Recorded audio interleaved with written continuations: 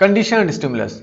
अच्छा, अब condition stimulus का जो कंडीशन स्टिमुलस होगा, ये जो रिस्पांस क्रिएट करेगा, ये रिस्पांस भी कंडीशन ही होगा। ठीक है, अब आ जाते हैं हमारी जिंदगी में जो नेचुरल इवेंट हो रहे हैं, नेचुरल जो रिस्पांस आ रहा है। अगर खाने से हम खाना खाते हैं तो स्लाइवा क्रिएट होता है, अगर वो वाला स्लाइवा किसी और चीज की वजह से क्रिएट होना शुरू हो जाए तो वो कंडीशन रिस्पांस हो जाता है, और वो जो चीज है, जो कोई और चीज है, यानी कि खाने के अलावा कोई चीज है, वो जो चीज होगी वो कंडीशन स्टिमुलस कहलाएगा।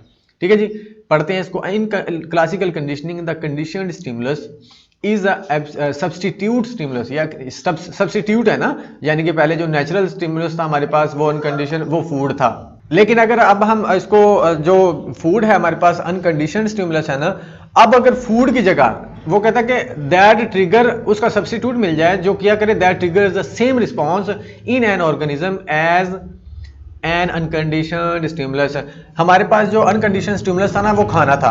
अब वो खाना क्या क्रिएट कर रहा है, स्लाइवा क्रिएट कर रहा है। अब वो खाने की बजाय कोई और चीज, खाने की जगह पर कोई और चीज आके वही स्लाइवा क्रिएट करना शुरू कर देते, वो कंडीशनड स्टिमुलस होता है। For example, Pavlov's dog learned to salivate at the sound of the bell.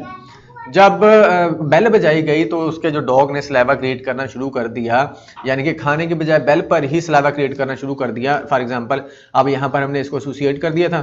ठीक है जी, यहाँ पर इसकी एसोसिएशन करवाई पहले, फिर उसके बाद क्या हुआ, खाने का सब्स्टिट्यूट आ गया हमारे पास बेल, क्योंकि बेल बजाने पर फिर रिस्पॉन्स क्रिएट होना शुरू हो गया। ठीक है जी, ये कंडीशन स्टिमुलस हो गया। जब बेल पर रिस्पॉन्स आना शुरू हो जाए वो कंडीशन स्टिमुलस है।